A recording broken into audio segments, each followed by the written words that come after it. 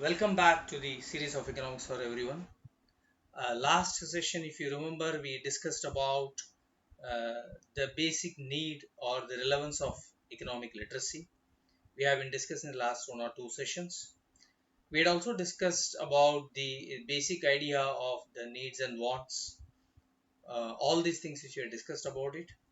In the economic literacy, we discussed about what exactly is the importance of studying the subject matter of economics, where we discussed about how economics plays a very crucial role in determining your life. It travels from your birth to death.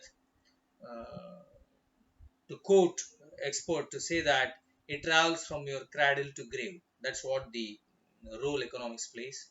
From the time you are born to the health facilities you get, the schools you choose, the career you choose, your choice of residence, your purchasing power, your investment capability, your standard of living in the long run, and hence your welfare. Everything is determined by economics. Hence, it is very important to understand economics. That's what we said. Now, you also need to understand not only from your personal requirements, as a citizen of the nation, you need to understand the person you vote for, the candidate you vote for. It. That's also we discussed it because a person with a better economic literacy could probably be a better leader who can actually make decisions on it, because we are surrounded by all the economic factors. Your investment is affected by how the markets flow. Your job is influenced by how the markets operate, isn't it? Your choice of things, whether you want to buy something, your purchasing power, your jobs, everything is influenced by the decisions taken by government policy, influenced by it. So we discuss about it's very important this context, whether as an investor, as a citizen, as an individual, as a professional, at all stages and all ways you need to understand economics. Now we'll discuss some more concepts of economics as we go through in the respective subsequent sessions. um, Today we'll start with one of the basic ideas we have discussed about, if you remember, the needs and wants. Okay, let me slightly go through it again. The idea or the concept of needs and wants. Um, we know that very well. Needs are basic requirements, and wants are specific desires. Let us at the outset be very clear about it. Okay. Now let us talk about how we have evolved from a stage or phase of needs to the phase of wants. Okay. Now, we all know long back, human civilization lived like a hunter gatherer, isn't it? What does a hunter gatherer does it? The hunter gatherer go around the place and hunts and lives for a day every day. Probably they lived in a very simple hutment, a simple attire as we know how they live about it, and go about gathering whatever they get on the day and share with the family, live their simple life with the basic requirements. Probably they didn't have any aspirations beyond that. Now, over a period of time, as civilization evolved and the human civilization has itself evolved into, in fact, they probably found out a lot of better methods and tools, and what we call specifically today as technology. What happens when better methods and tools being evolved in a society? Probably they did hunting better, very efficiently. That's what technology does it. Okay, at a shorter span of time. And if you see the human evolution of human history, we observe that slowly from the hunter gatherer society, the human civilization moved to a civilized what is it, agriculture peasant or farming society, because they know better ways of farming. There are better tools and methods. So what happens there? There are one or two things happens there.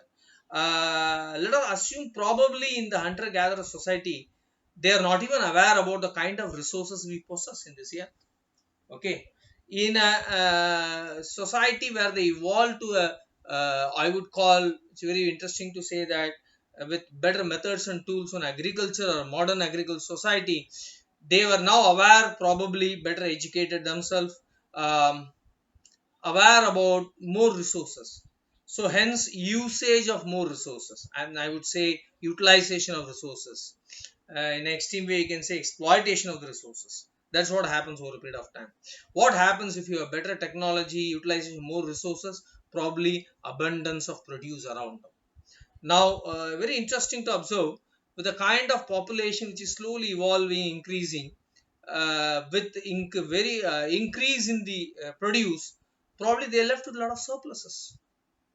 Now, we should also be aware how they lived several decades before, uh, when whatever they wanted it and whatever they liked it, if they could not get it, they probably exchanged what they had, the good, for to somebody who can probably give a good for them, goods for goods.